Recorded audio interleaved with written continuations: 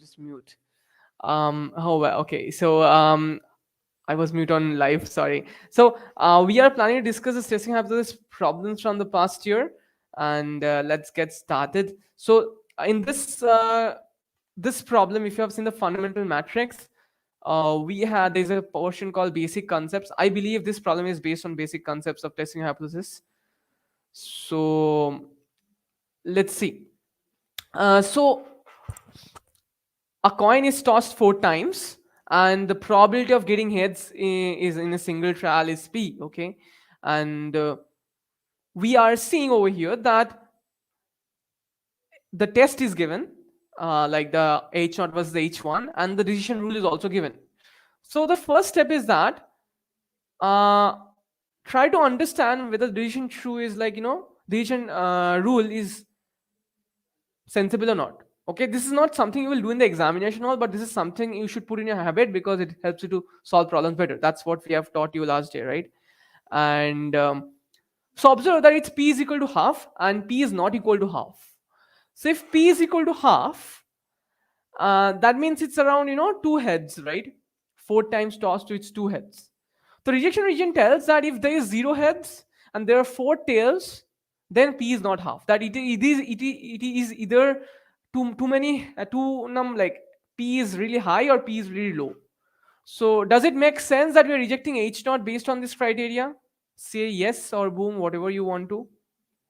Like, this intuition is really important. Why we're rejecting s if s is 0 or 4? Because p is half means around 2 will happen, 2 heads, and in the long run, and like 4 tosses are being tossed. So p is not equal to half means maybe p is really low or maybe p is really high. That's when we will reject p is equal to half, right? And if p is really low, then most probably it will be 4 tails, and if p is really high, most probably it will be 4 heads. Okay, that is 0 heads and 4 heads, okay, respectively. So I hope you understood this. Did you understand this, guys?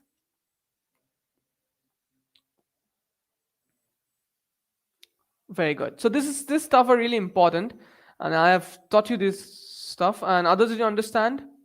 Okay, good. Dibbangan and Gaurav, Shaptarshi, Srijan. Okay, so this comes with the intuition of rejection. This is something you should learn. Intuition of rejection. So check the intuition of rejection region, because many people know that make many times a mistake that of the inequality sign when we are doing the likelihood ratio test or any other test with MP lemma. We often, there is increasing, decreasing, and all this stuff. The sign changes, and I make a lot of mistakes over there.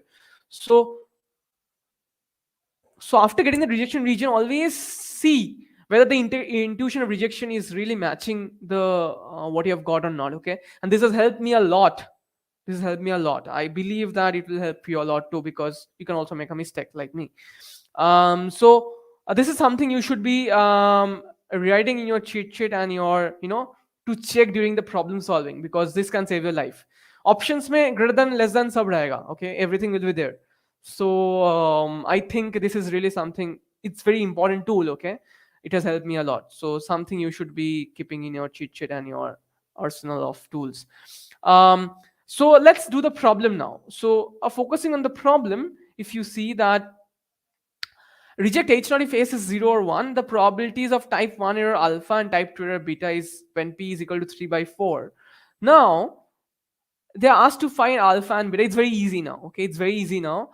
The p is, so remember that power or the type 2 error is based upon, you can only find it out when you know the h1 ka p ka value. So let's write down this basic concept. Let's write down alpha. What is alpha? Alpha is nothing but probability of rejection. So this is rejection. Let's call it R, rejection region. So rejection region means S. S is the total number of heads obtained. So S is equal to 0 or 4. So rejection region is S, belongs to, let's write R, given H0. Okay, this is the alpha, right? Rejected given H0. So it's probability S is equal to 0 or 4, belongs to 0 or 4, given H0, that is P is equal to half. Okay, so now you understand S must be a random variable out here. Okay, so try to find the distribution of S now. So S is nothing but S follows what? S follows. Can you tell me what does S follow?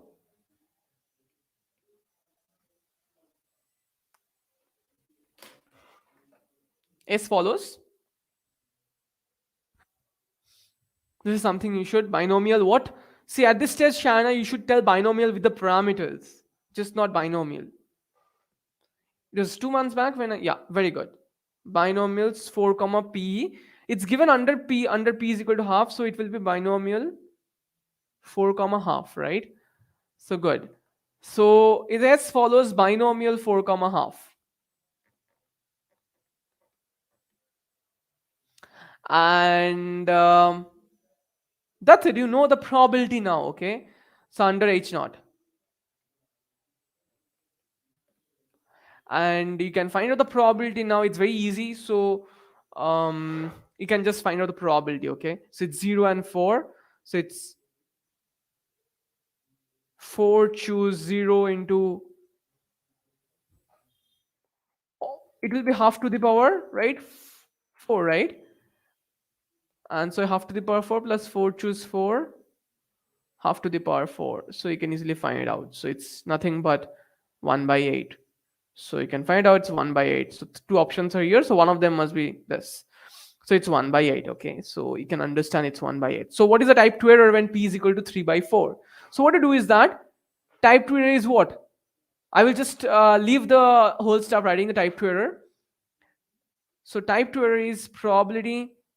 So it's beta is probability of rejection complement, not rejection, given h1, right? Sorry, I am doing something wrong. Yeah, rejection complement given h1, yes.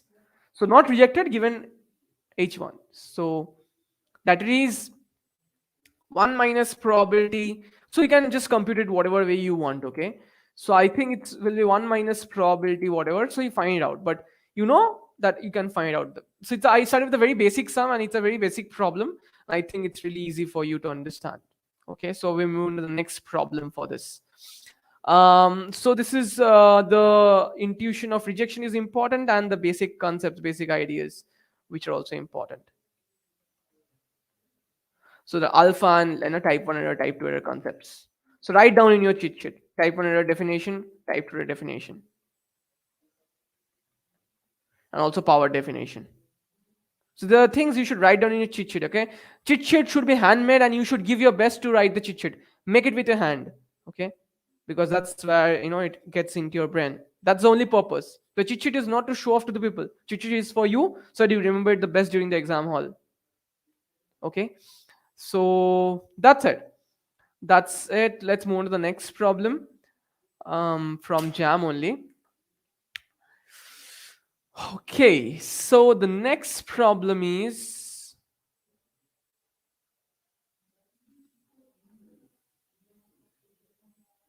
let me search, give me a minute.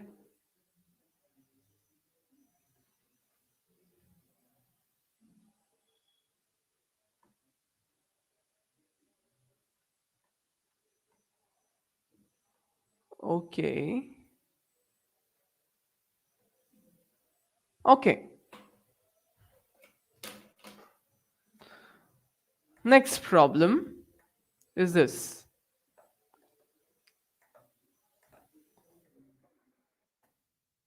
So what I will do is that I will in the meantime share the link of the class to the, it's a live class. So I will share in the WhatsApp groups. So in the meantime, what you will do is the following. You try out this problem, okay? And I will random pick up someone to see what his or her progress is. Okay, and I will randomly pick up. So you will tell me the steps that you are planning to do this problem. Okay, I will give you 2 minutes to think about it. In the meantime, I will come back.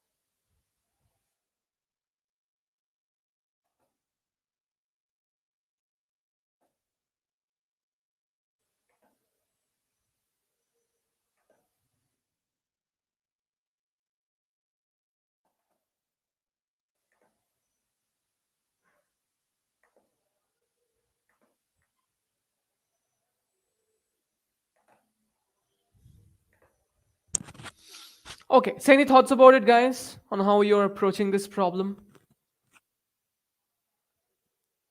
Anyone wants to volunteer? Otherwise, I will randomly pick up someone.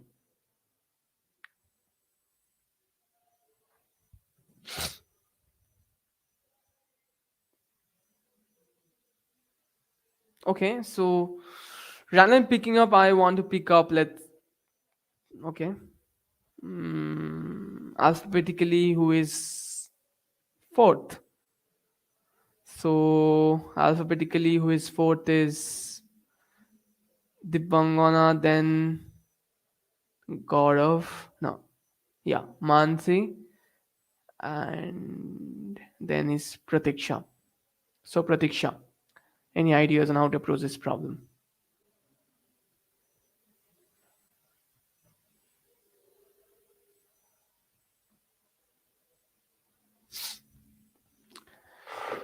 Yeah, so how will you approach this problem? You can easily understand it's a most powerful test problem, okay? And the most powerful test problem is, yeah. So how do you do it? Any ideas? This at this time you should be having some idea on how to approach. Any ideas, guys? Pratiksha, do you want to say something, or I will move on to the next person?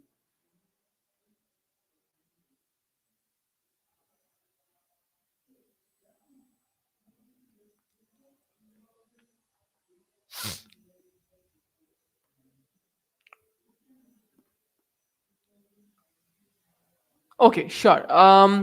So anyone who wants to volunteer in this, or like, okay, good. Srijan has told chi square x square follows exponential.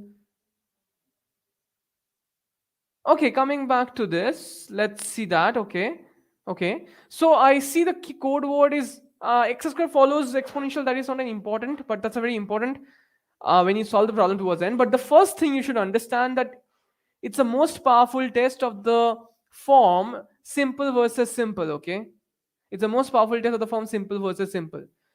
So now simple versus simple ka, so it's simple versus simple MP. You can write MPSS, simple versus simple. So for that you need name and Pearson lemma. You know that, right? And the idea is very important. Is this that what you do? You do F1, that is F under H1, the likelihood or the joint distribution, F of H1 of X curl, that is a joint distribution, and F of H naught X curl. Rejected when this is greater than some C, right? That is the basic idea. This is the NP lemma, right? This is just the NP lemma. And following this NP lemma, you see that twice, if you multiply this, it's 2 by theta square product of the xi's. So you can easily understand when you divide by this, the product of the xi's get cancelled. Okay? The product of the xi's get cancelled. So always make sure what are the constants over the, this is what is not a constant. The constant is not theta. The rest are all constants. Okay, xi's are constant. So the theta is not constant because h1 and h3, h0, they are different thetas. So 2x part is the constant part. So product of, if you do the product like this, okay, you just do for one data element. This is something like a quick calculation hack that can help you. Like twice xi e to the power or exponential minus xi square by ऊपर में theta 1 is there, theta 1 square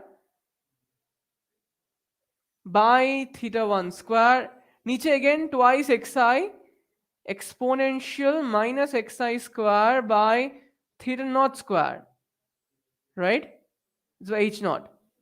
So this cancels up, this is greater than or equal to c, right? You see that, okay, there is a by theta naught is there, so there is theta naught square is there, which I missed. So this is the final thing. So you can easily understand now that you can write this as product of exponential,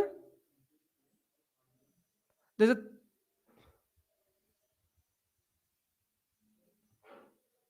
yes, this goes upper, so you get xi square into 1 by theta naught whole square by 1 by theta 1 whole square, okay, times this constant was there, that is theta naught by theta 1 whole square, okay, this is whole in the this greater than or equal to c. If I again do this, you get what? You get that again, like you further continue the calculation, you get the summation out here, and this theta naught by theta 1, this is individually constant, so it's whole to the power 2 n it will become, because it's producted n times this exponential, and within this it will turn out to be a summation I from 1 to n xi square 1 by theta naught square minus theta 1 square greater than or equal to c. And this is a positive constant, so this inequality will not be mattered, like it will not it will not matter what this is inequality, okay, so this will turn out that this is same as this, right? This turns out this is same as this, and this implies that there's a step jump over here, one step jump, and this will turn out what? The exponential will take logarithm, okay, logarithm will be there, and it will be summation of 1 to xi square times there's a constant 1 by theta naught square by 1 minus theta 1 whole square greater than or equal to, it will be some c dash, because log is an increasing function, so the inequality will not be be exchanged, so this is some c dash log of c. And this is where something interesting happens. And I've told you over and over again. Yes, you're right, Manthe. You're right. So, you're right. So, you see that this one, now the thing again comes here. That observe that if theta, there are two cases. If you observe very carefully, one case is theta naught less than theta 1, another case is theta naught greater than theta 1. Okay? So in this case, if theta naught is less than theta 1, that is, this one will be what? Theta naught less than theta 1. So inequality reverses. 1 by theta naught greater than 1 by theta. So therefore, it happens that this will be staying as it is. Some c double dash. And in this case, what happens is that summation of I from 1 to n xi square less than equal to c double dash. So you see that it makes sense, and it makes intuition with the matches the intuition of our own, like our knowledge, right? What is the intuition? The intuition is that if theta 1 is greater than theta naught, or theta 1 is less than theta naught here as it is, then we will reject the h naught if, when we will reject the h naught, we reject the h naught if the likelihood, if, when we reject the h naught, the likelihood. So what is the summation xi square? What is so special about this? Can someone tell me? What is the summation, like what is this so special about summation xi square? So there's an intuition coming up which you will not do in the exam, but this is something very important. So can you just tell me, like, what does this summation xi square mean over here? Like why to, and why, like why we are trying to understand theta via this? If you observe one thing, you will see that summation xi square. So let's show this. The summation xi square, why is it a, like, what we're trying to do? We are trying to do this, that we are trying to find a good estimate. Okay? It's like we are assuming that summation xi square is a very good estimate for theta. That's it. And that's why we are rejecting when the very good estimate, a good probable estimate of theta is very, very low. Then we are rejecting this. Okay? Okay, did I do some mistake? I think I did some mistake.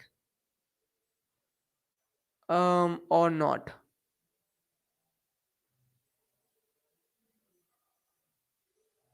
Did I do some mistake? Let's see what is the summation exercise queries. Okay, did I do some mistake, guys? Is the reaction region fine, guys?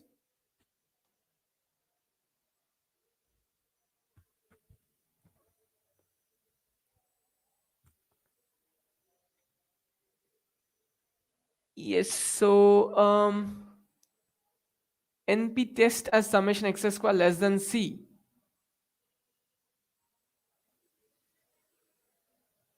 Did you get that, Mansi? I got the other way around, right? Oh, here. Okay, here. What is the idea here? Theta one, theta naught is greater. Okay, so we get this one. Okay. Radiation region is fine. So my question is that. So here are my two questions to you right now. Statistical questions to you. What are the two statistical questions I have for you? Number one is this, because this is something to be no. I mean, this is something very important which will help you in the exam hall in very small, minute steps. Why is like what is the significance of summation xi square?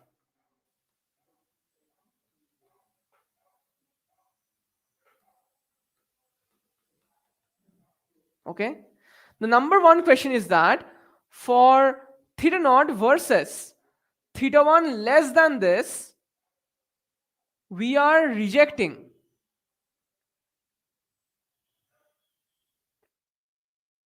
We are rejecting if summation xi square is less than equal to some c.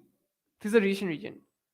So in some sense, it's good. So idea is what? When we have a parameter, so when we have a rejection, we have a parameter, it's like we find a very close estimate to theta. Okay, we find a very close estimate that is theta hat. And we reject. The idea of hypothesis testing is what? You have to understand it very carefully. Let's understand this, okay? So there is H naught. Theta belongs to some parameter space versus H1. Theta belongs to some the null parameter space. So what we do is that we try to find a good estimate of theta. Okay? It can be normal, it can be like good estimate of theta, that is theta hat. And what we tell, like here in this example, theta is equal to theta naught versus theta is equal to theta 1. These things are super important. This is not something that are told in the classes, okay? That's why it's super important. So let's say this example. Theta is equal to theta naught versus theta is equal to theta 1, which is less than theta naught. So what we do is this. We try to form a very good estimate of theta, that is theta hat. Okay. And what we tell, that if theta hat is very less,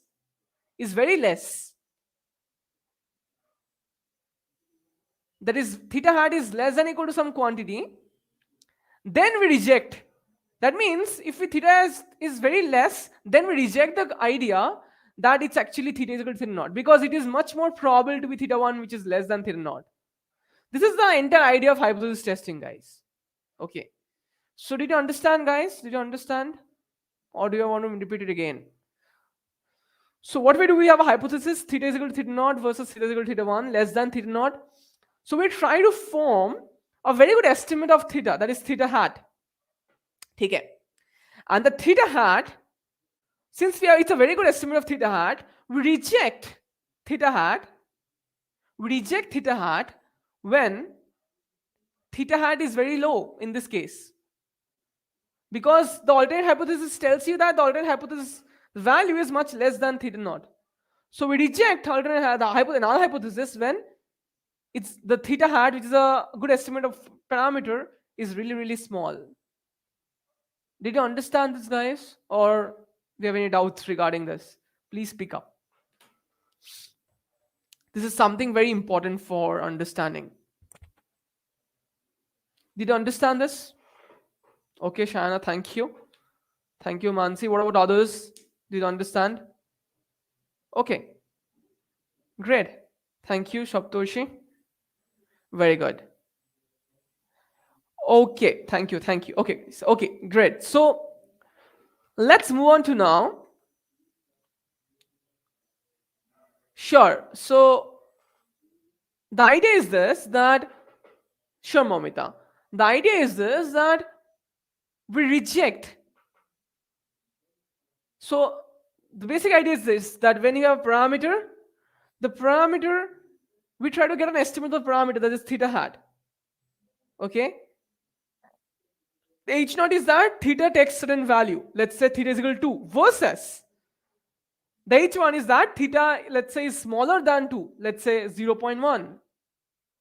So what we do is that we try to formulate, let me write it down what I'm speaking.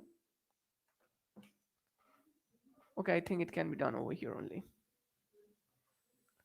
So let's say theta is equal to 2 versus theta is equal to 0.1. So what we do is that the first step, it's like the whole algorithms are built like this. We try to find a good estimate of theta hat. And we tell that we reject, this theta is a function of the data, right? We tell that we reject theta.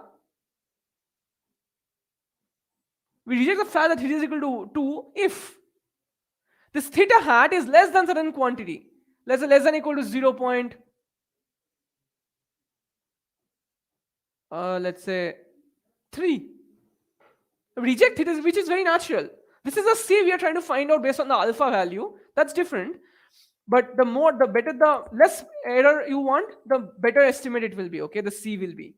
The question is that we reject theta is equal to 2 if theta hat less than equal to 0.3. You can see if we have the rejection region, theta hat is greater than equal to 0.3, doesn't make any sense. Because we'll reject theta is equal to 2 only if it's much more towards 0.1, that is towards the alternate hypothesis 0.1, that is less than equal to certain value, not more than equal to certain value. So when you do this, all these algorithms of NP lemma or likelihood ratio test, you will see that you will have a problem of this sign.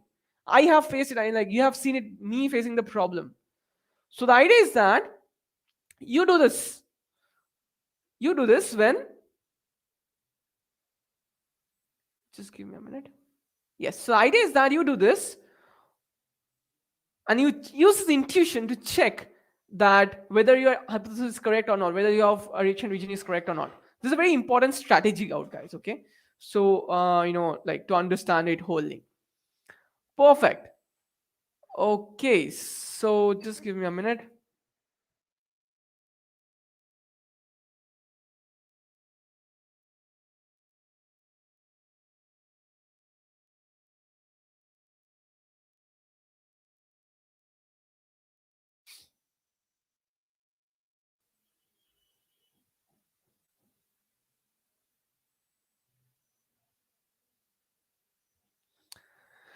Fine. Let's move to the next problem. I hope Momita's doubt is clear. And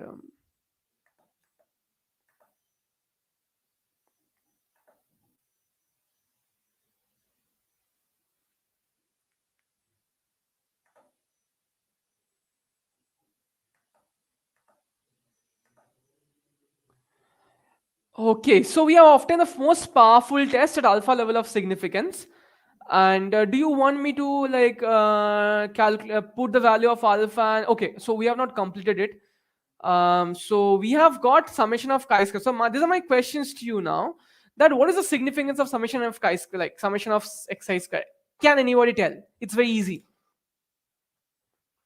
So we have obtained, so this rejection region is fine. So we are expecting that this summation of xi square is a very good, approximate theta hat. Like it's a very good estimate of theta. That's why it's rejecting, right? When it's less than C. Now, can anybody tell me what is this summation of xi square? How it's related to theta? Can anyone say? It's very interesting. Very good, Mansi. It's a sufficient statistics. Super good, super good.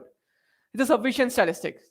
And if you observe that this is a sufficient statistics just because if you do this ratio, this will be a function of the sufficient statistic. Okay, because that's the idea of Neyman factorization theorem. Okay, let me show it to you. It's very interesting. So this is a very important idea behind the likelihood, Miller group. Okay, I think Uttaran sir has taught you. So let's see what I mean by that. So let's say F1 of x curl by f h naught of x curl, the likelihood. So if you observe if you remember the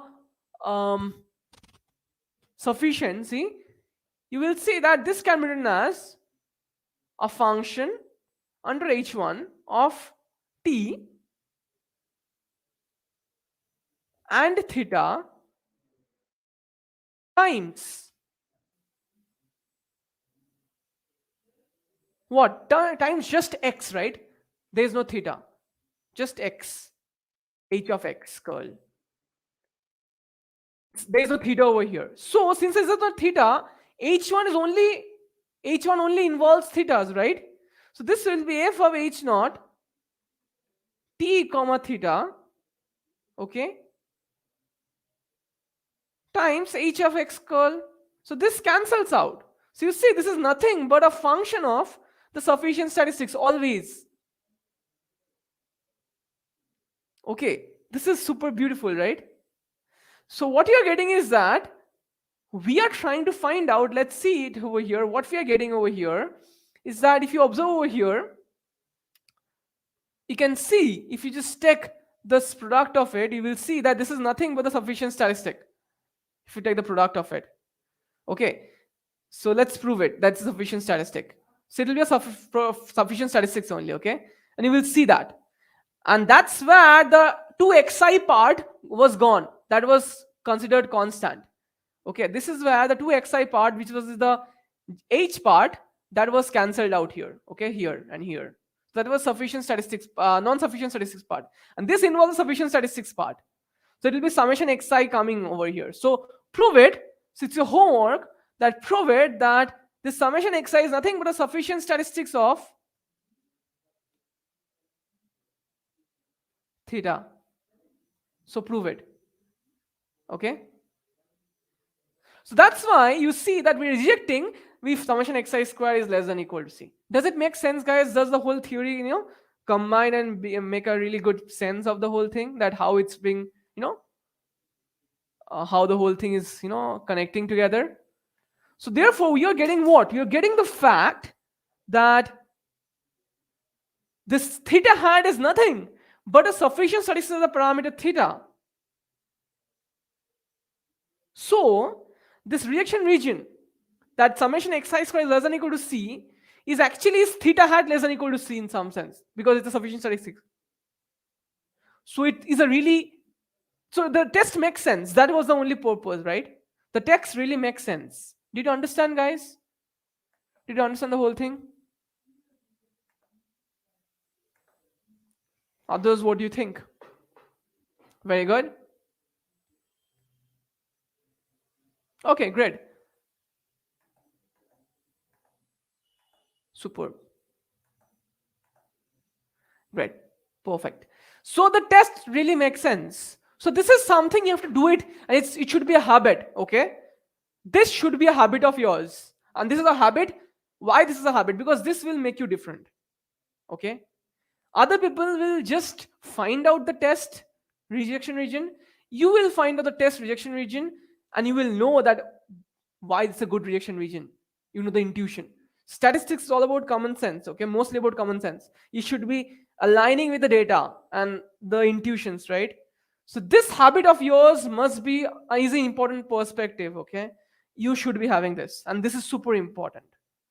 Okay, this is what are the small aspects that makes the difference between a student who knows statistics and who knows the results of statistics, a student who loves to learn statistics. Okay, and if you want to be in this region, this is the path for you. You prepare and you love to learn by these new methods. Okay, perfect. Okay, so let's move on to the next aspect of this, that now we need to find out the probability. So we need to find out the distribution of summation xi squared. Okay, otherwise you cannot find out the probability, right? So you see whether we can find out the distribution or not. Let's see that, whether we can find the distribution or not. So we are doing the full length, the full stack. Though the full stack word is used in the very technical, the tech field, but I should say I will try to do the full stack analysis of the testing hypothesis problem with the intuitions. So now, given that we need to find out the distribution of summation xi square. The distribution of summation xi square. So what is the distribution of summation xi square? The distribution of summation xi square is the following, that, let's see, I don't know, I'm just calculating in front of you. So f of x comma theta is 2x by theta square e to the power minus x square by theta square, okay? So let's write it down over here. F of x is 2x by theta square e to the power minus x square by theta square. So Srijan, I remember, told something in the beginning. I don't know if he left or not. Okay. So Srijan in the beginning told something interesting, that the distribution of that. So let's see whether it really matches with his thought or not. So x greater than 0, I guess. 0 otherwise. I think this was the only thing. Yes. So let's see. So Srijan told that x square follows some distribution.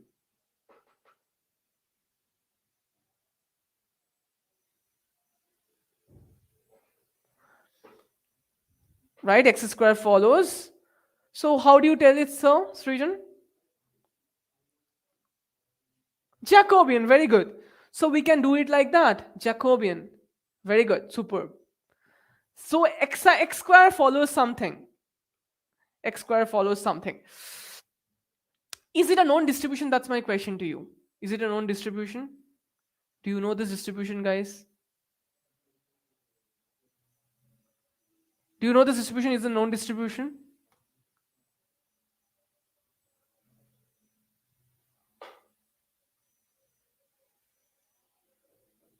Do you know this distribution, guys?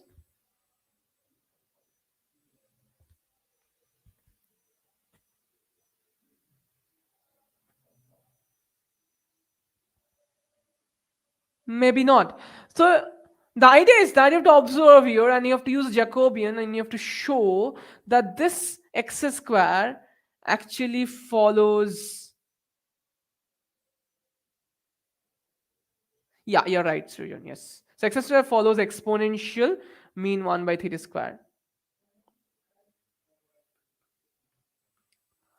So there is a rule number 1 of the Cheenta students, okay, and you should be following that. The rule number 1 is that when you're doing a problem in the exam or whatever the problem you're doing, make sure you connect it to the known stuff, guys. Because the people who have made the problem, they have expected you to be much more intelligent. Okay. So what they do is that they transform a distribution. So that's rule number 1 always. I have done it many times in the probability distribution classes.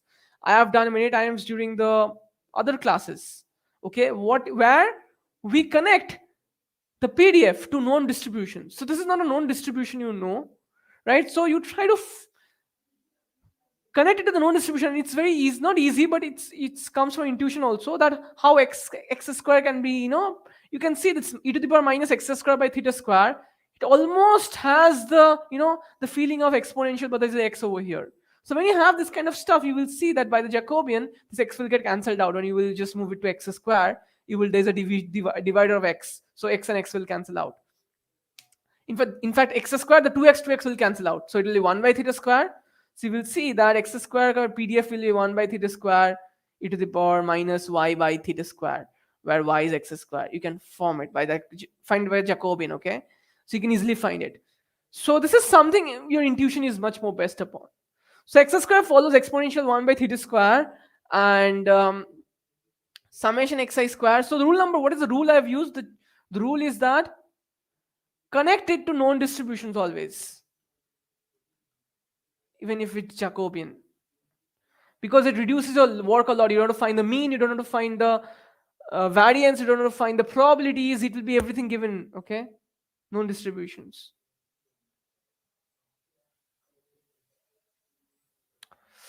Okay, so idea is that you need to find out x square, okay? That's the idea, because it's summation xi square. Once you find out x square, then you can sum it up. So therefore, always the first step is to find out xi square. It was log xi, summation of log xi. You have to find out for log xi and then sum it up if you don't know. Therefore, you have to find out the distribution of x squared. That's the first step from here also. If you can't find this out, you just do the derivative of it and you just use the Jacobian to find it out, okay? That's the first step. Okay. So you find out x square exponential. So summation xi square will follow gamma n comma this. Gamma n comma this. Yes. Yeah. That's it. It's theta square.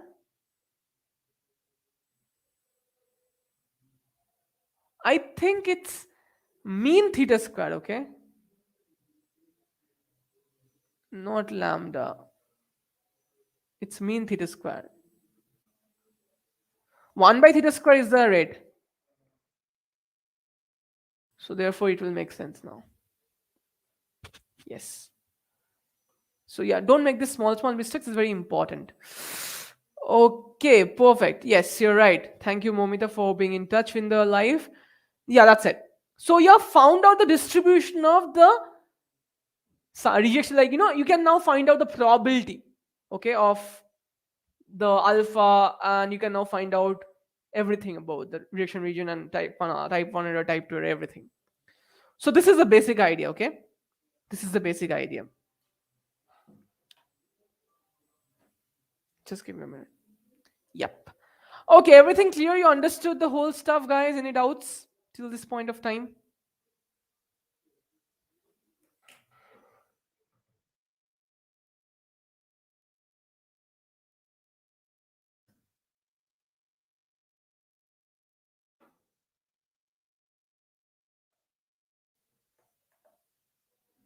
Okay, so can we move on to the next problem, guys? Did you understand? Or do you want me to do the Jacobian? Tell me.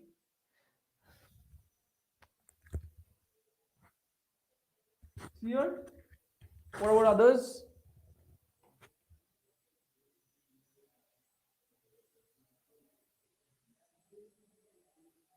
Okay, you want to be the Jacobian? Okay, let's do it.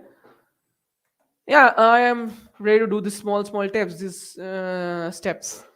So fx follows fx, which is 2x by theta square x e to the power minus x by theta square x greater than 0. So how to do it? The Jacobian. Any ideas? Do you remember the Jacobian? First of all, anyone who wants to do the Jacobian? So let's say we want to find the distribution of x square. So how do the Jacobian? So you want to find f of y, small y. So how to do it? Tell me, guys.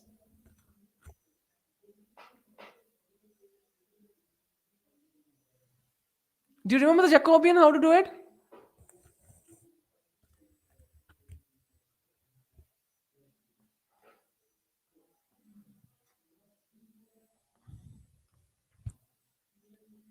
How to do the Jacobian? Anyone? You have exam now after 2 months. Not 2 months. 1.5 months. Tell me how to do the Jacobian. Dx dy. Okay, so it's like you will see it's f of x of y times or divided by modulus of dx by dy, or yes, dx by dy. Is it the case? Is it this?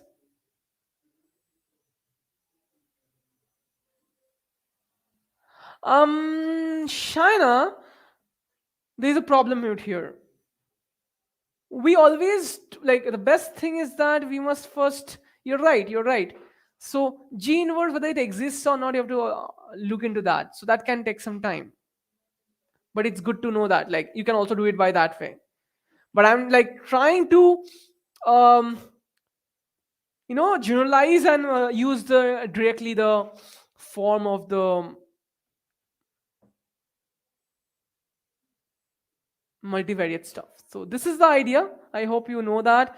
And if you replace it, you will see that it will be okay. I'm doing some mistake, I guess. Just give me a minute.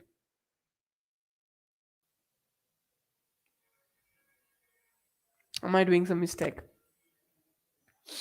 Okay. Am I doing some mistake, guys?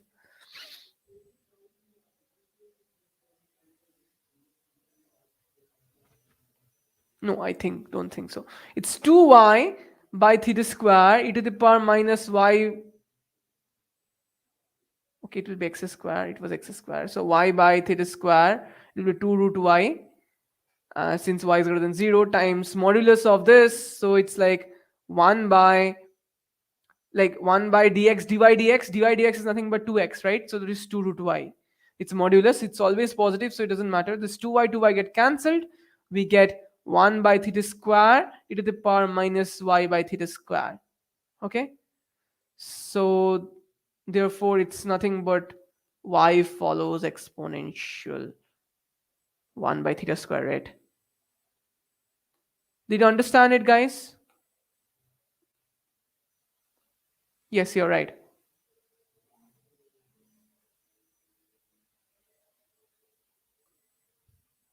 Others, did you understand? The small steps are really important.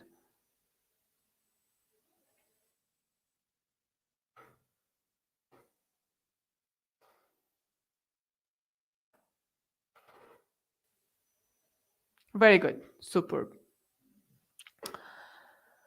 Okay, so let's move on to the next problem. So we have solved this problem out. So next problem, we have solved in total details.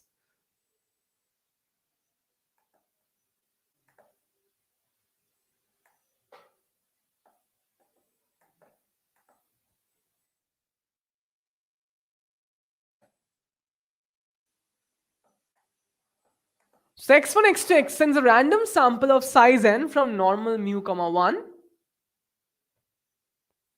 And thank you, Momita. Um,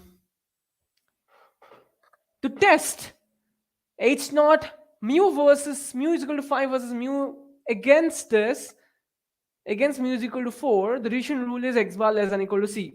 Number one, this x bar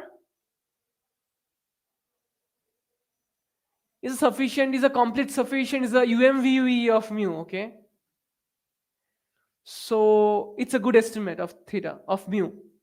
So it makes sense since 4 is less than 5, also makes sense that what is that c, okay? Let's c is less, x bar is less than equal to c. That makes sense, right? So the Rician region makes sense totally, right? That's step number one. Step number two is that we have to find out c, okay? And we are given this alpha and beta and determine n and c, okay? Both. We don't know n. We are given n and c both. So let's try to do it.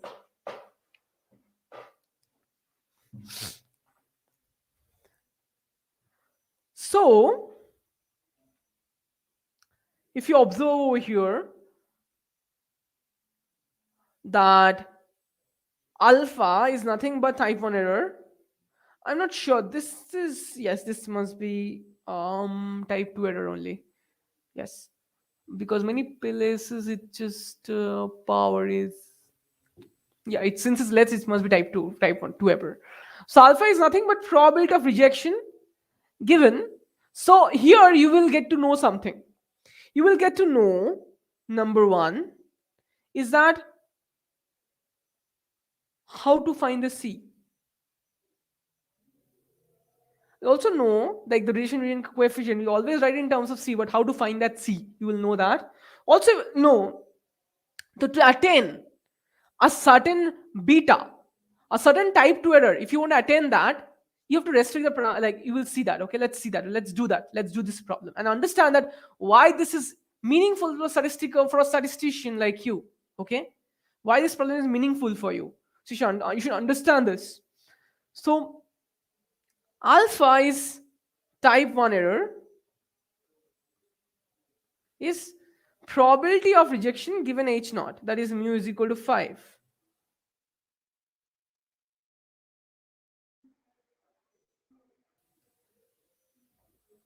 That is equal to probability x bar less than equal to c given mu is equal to 5.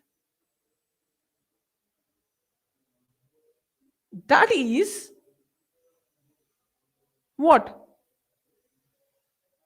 If mu is equal to 5, xi follows normal 5 comma 1. So what does x bar follow? Let's write it down. X bar follows what? Normal mu comma 1 by n. That's very natural. It's very easy to understand. So this follows. So under mu is equal to 5x, this follows normal 5 comma 1 by n. Right? So its probability normal 5 comma 1 by n is less than equal to c. Okay, this is equal to alpha, and you know alpha is equal to 0.05. So what do you have to do? You have to transfer it to now the z, okay, the standard normal. You have to transfer it to now standard normal. Okay,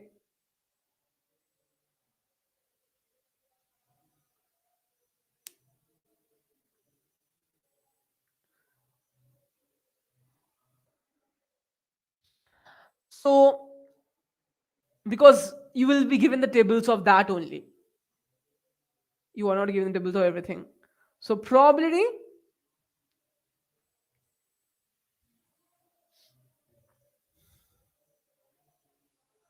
so converted to z, so normal 5 comma 1 by n minus 5, that's the first step, times root n is less than equal to c minus 5 times root n, right? So this normal 5 comma 1 by n is nothing but x bar, right? So write as x bar.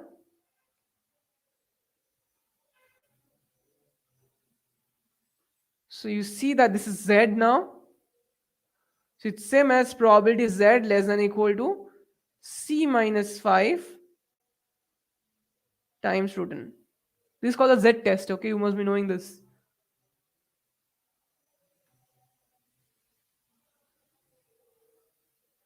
And you have it's equal to 0.05.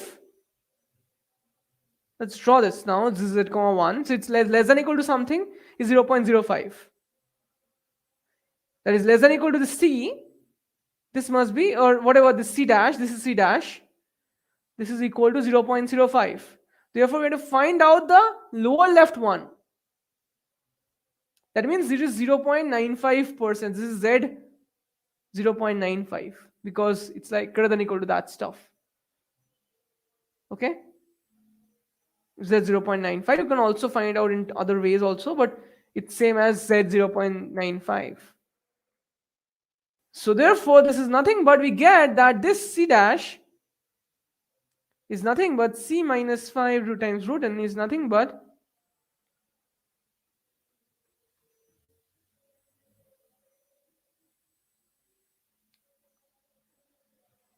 can someone tell me the value of this? Can someone tell me the value of that? Less than equal to that C dash, it's 0.05. So what is the value of that? Can someone tell me?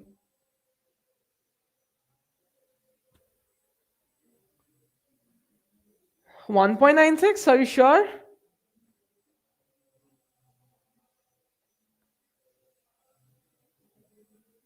Okay. Okay. So let's use some logical common sense. Let's the graph. Something is 0.05. Here is the mean 0. So it must be negative, right?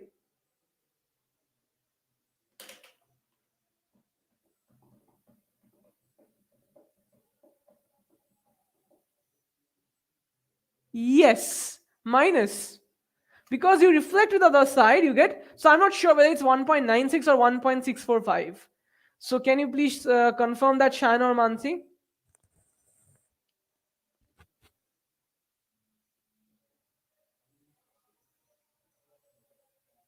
Minus 0.64. Okay.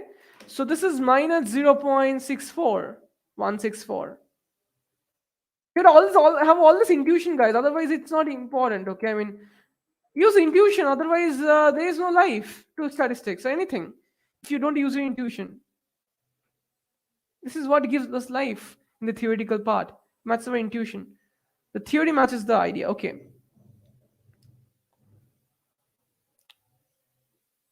So we have got an equation in C and N now. Okay, now we don't know N. So we have from this beta we have to find out N also. So probability of the same thing. Okay, here it was rejection complement. So it's 1 minus probability of rejection given mu is equal to 4. Okay,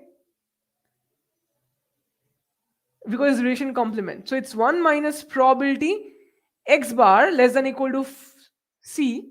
Okay, so that C is here, you just do it again here. It's x bar less than equal to C given mu is equal to 4. So what you do is that you replace it by x bar minus 4 because you know this result. You remember it, x bar minus 4 times root n less than equal to C minus 4 times root n to convert it to Z. And no, you know this is Z, right? You know this is Z. And this is nothing but 0.10, right? And therefore you know that the probability of Z less than equal to C minus 4 times root n is nothing but 0.9. That is, you have to look for the 0.1, no? I think 10%, 10, is it coming 10? Yeah, 10%. So find out the C minus 4 times root n in this. From this you get C minus 4 times root n, which is equal to, find out the Z10 now. You can find out this value now from the test, from the Z, score only. Didn't you understand, Momita, how it's minus 1.64? So upper, if you see the upper 0.05, it's 1.64. It's normal. You have to see the lower 0.05. You just reflect it back since it's symmetric. It's 1 minus. So can you find out the 10% interval, 10%? This one for 10% interval. Please, can you find out? Like the upper 10%, or the upper 0.1. Can you just find out, guys? 1.828. So this will be minus 1.28 because it's less than. So you see now, this is the idea. Okay. Understand this. This is the idea. So let's write it in terms of alpha and beta only. So we have got C minus 5 into times root n is alpha, and C minus 4 times root n is equal to 1 minus beta, right? This is what we have got, 1 minus beta. Okay, that is 0.9. I'm sorry. Z, I should say Z.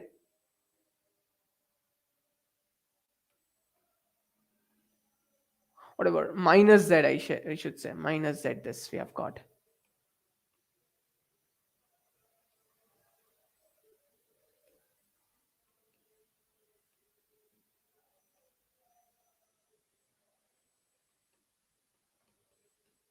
Okay. So now you can find out the C. So here in this case it's minus 1.64. Here it's minus 1.28. Can you please find out the C and N over here? Can you please find out? It's plus. Did I do some mistake? Why it's plus? It's 1 minus this rejection region. We are not seeing the complement. If you do this, then it's plus. I've just done the opposite. I don't know if you've done it correctly. It's 0. I asked for the 0.9%, okay? It's less than equal to 0.9. Like it will be like this maybe. Did you give the correct one? Correct, or you just give the wrong one? Did you give this 0.1 minus beta or 0.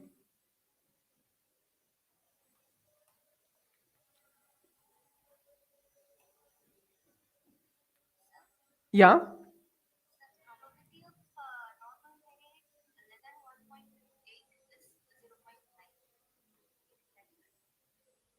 Okay, let me write it down. Probability of standard normal is less than equal to 1.28 is 0.9.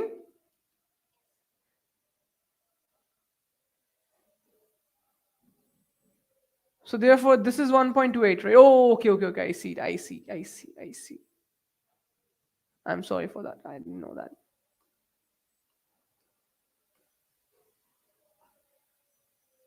I was thinking of something else. Sorry. Yes, so this is this.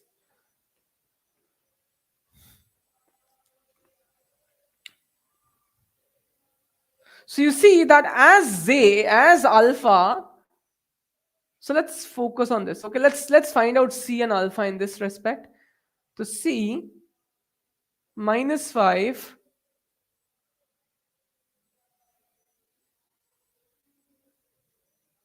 is, so let's write out C root n.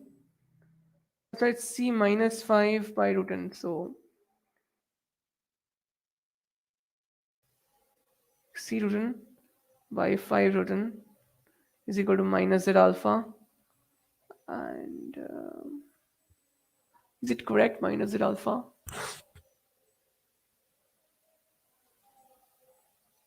Yes. So and C root n minus 4 root n is equal to Z1 minus beta. Why I'm doing this? Because I want to make some interesting comments on the rest of the answer.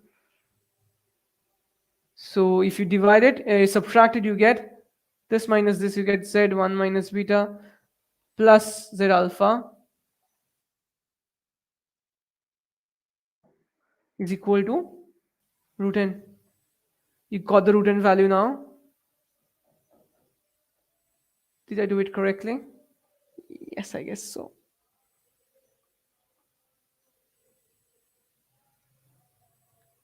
Observe one thing, that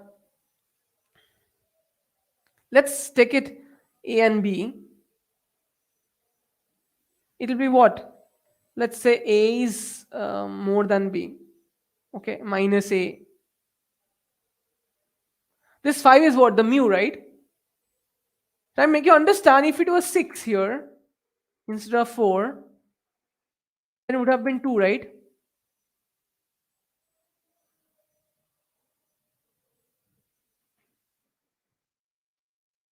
Let me think once.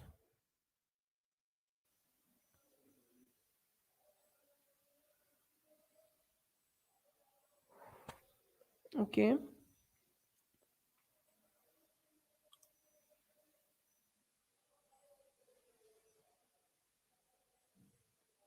Yes.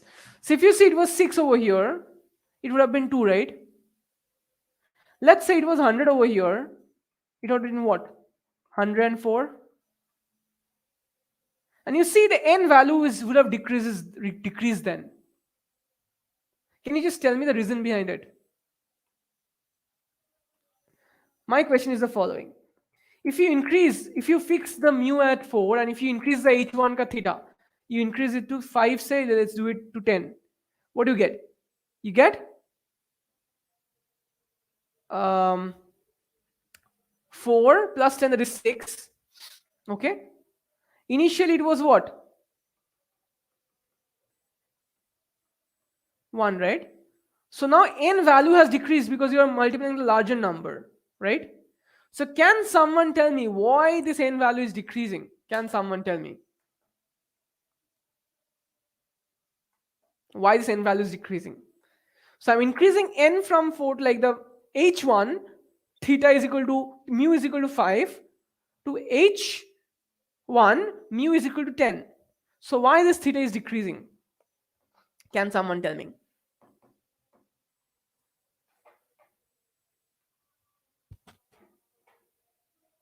In a common sense, in a statistical sense, so that it matches the intuition.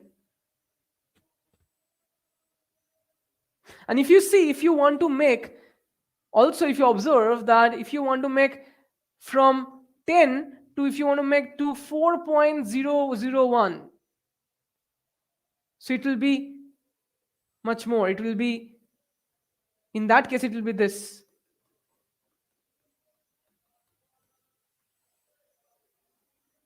It will be, 100 times it will be. So n will be large here, n will be decreasing here.